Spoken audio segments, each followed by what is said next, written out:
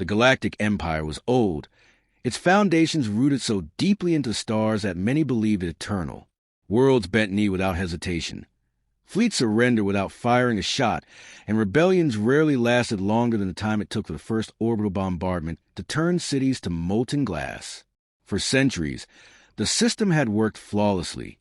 Fear was the first and last weapon of the Empire. It did not merely conquer. It extinguished hope so completely that resistance seemed unthinkable. Those who defied were made examples, their names recorded in imperial archives as footnotes of failure. In time, entire species forgot the idea of war, replaced instead by obedience, quiet submission, and the endless repetition of imperial order. Fear was control, and fear was the Empire's language. So when a minor survey vessel charted an insignificant blue world on the edge of map space, no one expected more than another routine addition to the Emperor's dominion. The reports were ordinary. A sentient species, bipedal, carbon-based, fractured into countless political divisions, their technology primitive by galactic standards, their starships slow and vulnerable, their weapons laughable. Nothing in the records suggested any challenge. The Senate dismissed them as trivial. One governor even remarked that this species, these so-called humans, would fall faster than most, given their internal divisions. No one argued. Why would they? The Empire had crushed civilizations far more advanced without effort. First contact followed the established pattern. Imperial envoys arrived in gleaming vessels, their arrival carefully staged to inspire awe. They projected messages of ultimatum. Surrender sovereignty, integrate into the Empire, pay tribute, and abandon independent militaries. To ensure clarity, the envoys destroyed a satellite network in orbit as demonstration. It had always worked. Lesser races collapsed at such displays, begging for inclusion, desperate to avoid annihilation. But with humans, the expected silence of terror never came. Instead, the envoys receive a reply. Not groveling, not submission, but negotiation, questions, even humor. The humans asked what tribute was required, what laws they would have to follow, what guarantees the Empire could make in return. They did not sound afraid. The Empire assumed ignorance. Surely, these primitives simply could not grasp the scale of the threat. Imperial warships dwarfed anything humans possessed. Their weapons could strip continents bare. The thought that humans might understand this, and yet not tremble, seemed absurd. The governor of the sector advised a harsher introduction. A fleet was dispatched to enforce compliance. Orbital fire rained down on a handful of human installations. Nothing catastrophic, just enough to prove futility. But instead of begging for mercy, the humans responded with defiance. They declared the blockade an act of war. They demanded the Empire withdraw. The Senate laughed when reports reached them. Every species resisted at first. They reminded themselves. Resistance was instinctive, but fleeting. Fear always won in the end. The humans would learn their place. Yet the first minor campaign already revealed something unusual. When the Empire struck, humans did not scatter. They fought. Their militaries, fragmented, underfunded, equipped with weapons centuries behind imperial design, did not surrender. They regrouped, adapted, and attacked with reckless audacity. Entire fleets were lost, yes, but they extracted a price each time, ambushing stragglers, boarding ships with suicidal determination, striking not to survive but to wound. Commanders reported battles that dragged longer than expected, soldiers who died not in panic but in grim determination. And when cities were bombarded, the survivors did not despair. They armed themselves. They built resistance cells. They promised vengeance. It was confusing to imperial analysts. Every other race, once exposed to the reality of galactic war, broke quickly. Civilizations built on peace collapsed under the horror of total destruction. Yet these humans behaved differently. They absorbed every strike as if it was nothing new, nothing strange. They buried their dead, rebuilt their positions, and prepared for the next battle. When interrogators questioned captured soldiers, they discovered no trembling voices, no pleas for release. Instead, prisoners spoke of sacrifice, of history, of ancestors who had fought countless wars before. It was as if war was familiar to them, as if pain and loss were not deterrents, but simply part of their nature. Imperial intelligence dug deeper. They discovered human history was written in blood. Millennia of endless wars, from tribal conflicts to global cataclysms, each generation tempered by violence. Other species had advanced through cooperation, through diplomacy, through enforced peace under empires long vanished. Humanity, by contrast, had been forged in endless conflict with itself. Entire cultures had been wiped out, weapons of apocalyptic scale built and used, cycles of destruction and rebuilding repeated endlessly. To the Empire, it was madness. To humanity, it was life. Still, the Empire dismissed it. History did not matter. Technology mattered. Fleets mattered. Overwhelming numbers mattered. No matter how accustomed to violence humans were, no primitive species had ever withstood the sheer weight of imperial military might. And so, the Senate approved escalation. More fleets would be sent, more worlds occupied, more cities destroyed until the lesson was understood. Humanity would submit like all others before. But even in those early days, cracks formed in imperial certainty. Officers reported unease among their crews. Soldiers tasked with pacification spoke of firefights that dragged into nightmares. Human forces fought not just with weapons, but with ingenuity. They repurposed civilian technology into improvised defenses, hacked imperial systems with alarming creativity, turned desperation into tactics that defied military logic. They learned from every defeat. No tactic worked against them twice. Already, commanders began requesting reinforcements far larger than anticipated for such a minor conquest. The Senate grew irritated at the delays. They mocked their own generals for exaggeration, for cowardice. How could these primitives, still bound to a single star, possibly resist? But those on the front knew better. They whispered uneasily among themselves that something was different here, something dangerous. They had fought countless wars of conquest, but never against a foe that looked into the abyss of annihilation and refused to flinch. The governor of the sector, desperate to prove control, staged a decisive strike. A massive fleet descended upon a human stronghold, overwhelming defenses, destroying orbital stations, scorching the surface of a continent to dust. The Empire celebrated the victory as inevitable. Yet in the aftermath, intelligence revealed that humans had deliberately sacrificed a stronghold, buying time for hidden forces to reposition. The destruction had not broken them. It had hardened them. Survivors crawled out from the ruins, armed themselves, and carried the war back to their oppressors with renewed fury.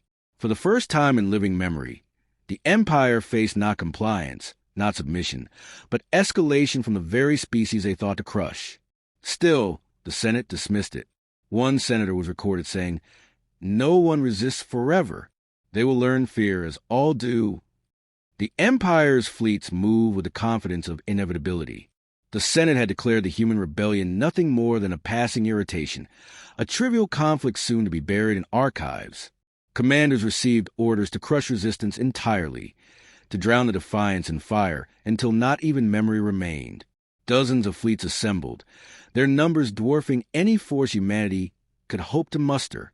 Their weapons were designed to erase worlds, their soldiers bred and trained to instill terror. For centuries, this formula had been enough. Yet, as the campaign began, victory proved strangely elusive.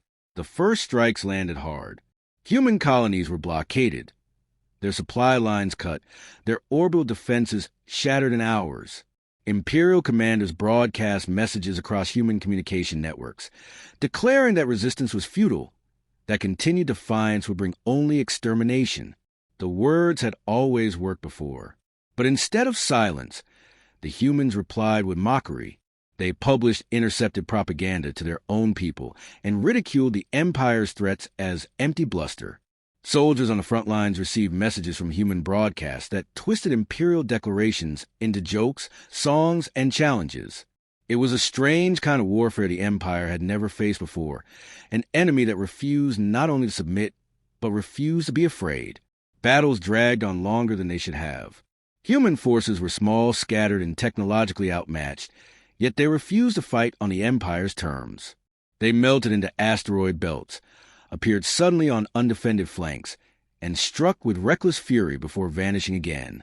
Each ambush was costly for them, but it was costly for the Empire as well. Ships that should have been untouchable fell to traps, hack systems, or suicidal boarding actions.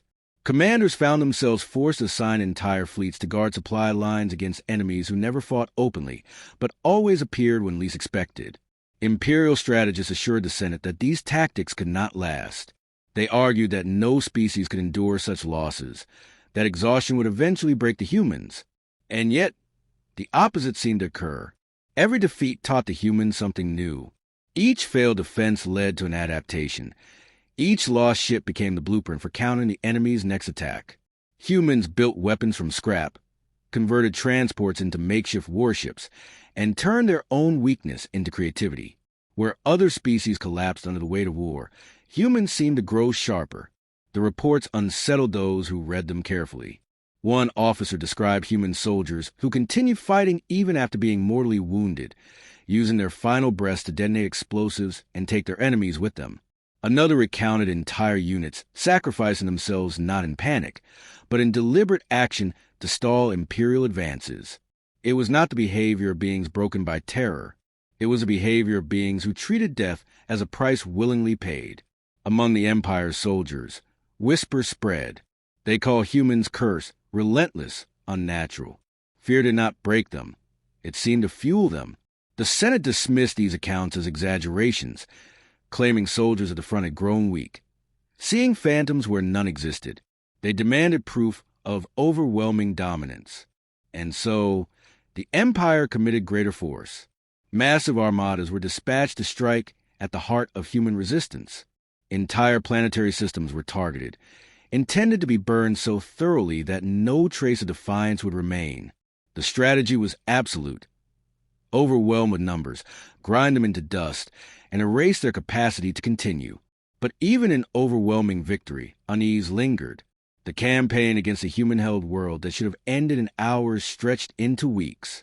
Imperial troops descended to occupy cities, only to find them booby-trapped and abandoned, defenders retreating into tunnels where they fought from the shadows. Civilian populations that should have cowered rose up instead, wielding crude weapons, ambushing soldiers, vanishing before they could be caught. Supply depots exploded without warning. Communication relays were sabotaged by infiltrators who slipped past patrols as though invisibility cloaked them. When captured, these civilians did not plead for mercy. They spat in the faces of their captors, speaking with contempt rather than fear. The war dragged the Empire into a quagmire. Fleets that were meant to be free to patrol the borders and enforce control over other species were now tied down in human space. Logistics lines stretched thin, entire sectors drained of resources to feed the endless campaigns. And all the while, reports grew darker. The humans were not just resisting, they were learning. They began deploying weapons specifically adapted to Imperial technology. Their ships, though crude, carried modifications that directly countered previously unstoppable weapons. Their tactics evolved with uncanny speed, turning yesterday's defeats into today's stalemates. Psychological reports describe something more dangerous still. Humans laugh in captivity. They mocked interrogators, told stories of their own wars, and reminded their captors that they had faced extinction before and survived. They carried history in their voices. Speaking of centuries of bloodshed, of entire nations destroyed and rebuilt, of weapons that once threatened to end their own species long before the Empire arrived. To them, this was not a nightmare. It was familiar. They spoke of war as if it were an old companion. Imperial officers grew uneasy. Soldiers began to refuse assignments against humans, inventing excuses to avoid the front lines. Some deserted entirely. Rumors spread that humanity was cursed, that to fight them was to invite one's own death. The more the Empire pressed, the stronger the legend became. And as the legend spread, so too did unrest among other subject species. Whispers carried across the Empire. If the humans could resist, perhaps others could too. Civilizations long subdued began to dream of rebellion, inspired by stories of species that bled but never yielded. Secret gatherings formed, cautious at first, then bolder as news of human defiance spread despite the Empire's efforts to suppress it. The Senate panicked at these signs of unrest. They ordered harsher measures, tighter control, and renewed propaganda campaigns. But their words rang hollow, for even within the Empire's own ranks, doubt had taken root. The turning point came in a campaign meant to be decisive. The Empire gathered one of the largest fleets in its history to obliterate a human fortress world. The fleet descended like a storm, overwhelming defenses, bombarding surface installations, deploying legions of soldiers. Yet what should have been swift conquest turned into a nightmare of attrition. Human defenders fought street by street, turning cities into death traps. They lured Imperial forces into ambushes, sacrificing entire districts only to collapse them onto their enemies. Civilian and soldier fought side by side with equal ferocity. The Empire had always believed in inevitability. Its fleets were larger, its weapons unmatched, its armies bred for conquest, and its dominion so vast that it seemed eternal. For centuries, no resistance had endured long enough to even leave scars. But in the war against humanity, inevitability began to crumble. The more force the Empire applied, the more the humans responded with unity, resilience, and cunning. What began as scattered colonies under siege became an entire species galvanized into singular purpose. The world, once fractured into countless rival nations, now fought as one. That transformation alone unsettled Imperial strategists, for it was a sign of something they had not considered. Humans were not only refusing to surrender, they were evolving under fire. The Senate, alarmed by reports of mounting casualties and the spread of unrest across subject worlds, demanded escalation. No longer would the Empire attempt symbolic intimidation or limited occupation. Now it would bring its full might to bear. Entire sectors were mobilized. Superweapons long held in reserve were activated. Campaigns of terror were authorized, with orders to exterminate populations that resisted rather than subjugate them. The Empire would demonstrate once and for all that defiance meant annihilation. Yet this final escalation did not terrify the humans. It clarified their path. They answered brutality with resolve, responding to massacres not with capitulation, but with unyielding fury. Where cities were reduced to ash, survivors armed themselves and struck back. Where fleets tried to enforce terror, human ships appeared from nowhere, striking supply convoys and retreating into the dark. Every atrocity intended to break them only bound them closer together. The Empire failed to see that humanity had already faced extinction many times in its own history, not from alien fleets, but from itself. Nuclear fire, global wars, famines, plagues, each should have ended them, yet each only forged them harder. When the Empire burned their worlds, humans did not collapse. They remembered, rebuilt, and carried the war forward with vengeance carved into their very being. Meanwhile, across the Empire, the consequences grew uncontrollable. Other species, long crushed under the weight of imperial dominance, watched in awe as humans fought not only without fear, but with defiance that bordered on madness. Whispers spread through conquered systems that perhaps the Empire was not invincible, that perhaps submission had not been the only path. Rebellions began in the shadows, small at first, then multiplying as the war dragged on. The Empire found itself stretched thin, fighting not only humans at the fringes, but insurrections rising in its heartlands. Governors reported uprisings. Fleets were diverted to quell revolts, and the unthinkable became reality. The Empire was no longer feared as it once was. Fear, the very foundation of its control, was eroding. Imperial scholars, desperate for understanding, dug into records thought irrelevant. They studied humanity's past and uncovered something terrifying. Unlike other species, whose histories were brief flashes of cooperation and progress, humanity's story was written almost entirely in conflict. From the earliest tribes to sprawling empires, from blades of stone to weapons capable of burning the skies, war had been their constant companion. Where others sought peace as a pinnacle of civilization, humans had carried war into every stage of their existence. They were not unbroken by conflict, they were shaped by it. The scholars realized the truth too late.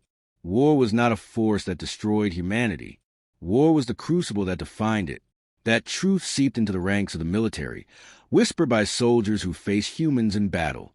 They spoke of enemies who charged into fire without hesitation, who laughed at death, who turned every loss into fuel for greater resistance. Commanders who had once believed themselves unshakable now dreaded orders to the human front. Veterans admitted in private that they would rather face any other foe in the galaxy than these relentless creatures. Fear no longer worked, and without fear, the Empire's greatest weapon was useless. Desperation drove the Empire to launch one final campaign, a massive offensive meant to obliterate humanity entirely. The greatest fleet ever assembled in Imperial history was dispatched to crush them in a single decisive blow. It descended upon human space with firepower meant to erase entire civilizations. For days, the war raged in the void, and for days the humans bled and burned, yet they did not break. They met superweapons with sabotage, overwhelming fleets with traps, and when defeat loomed, they did not surrender. They fought to the last. And even in annihilation, they inflicted wounds that staggered the Empire. The fleet was victorious in name only. It destroyed targets, yes, but it returned crippled, bleeding resources and morale. The humans had survived. Worse still, they had learned, adapted, and grown more dangerous still. And in the wake of the campaign, rebellions across the Empire erupted with renewed ferocity, emboldened by the proof that the impossible could be done. No longer was humanity fighting alone. Entire species, once cowering under the lash of the Empire, now rose in defiance. Some defected openly, others sabotaged from within, but all carried with them the seed of rebellion that the humans had planted. The Empire began to collapse under its own weight. Fleets were tied down on too many fronts. Governors abandoned their posts, and corruption rotted the chain of command. No matter how much fire they brought to bear, they could not extinguish the fire humanity had ignited. What began as a war against one species had become the unraveling of an empire. The humans pressed forward not for conquest, but for survival. They did not seek thrones, crowns, or dominion over alien worlds. They sought only to ensure that never again would the Empire threaten their existence. This difference baffled Imperial commanders. Every species they had encountered either sought power or cowered in submission. Humans wanted neither. They wanted freedom, and they were willing to pay any cost for it. That made them dangerous in a way the Empire could not comprehend. The climactic battle came when the remnants of the Empire's core fleet gathered to deliver one last decisive stand. It was meant to be a display of dominance, a desperate attempt to reclaim the illusion of invincibility. But the humans met them with the same ferocity they had shown since the first shot was fired. Outnumbered, outgunned, and scarred by years of unrelenting war, they refused to yield. They fought not with superiority of technology, but with the refusal to accept defeat. And in that final stand, the truth was laid bare. The Empire feared death, but the humans did not. When the guns fell silent, the galaxy was forever changed. The Empire lay fractured, its fleet shattered, its territories in revolt. Humanity, bloody but unbowed, stood as proof that fear was not the only path, that war did not always mean submission, that survival could breed strength instead of surrender. Across the stars, species once enslaved looked upon humanity with reverence and awe. They did not see conquerors. They saw survivors who had faced the impossible and endured.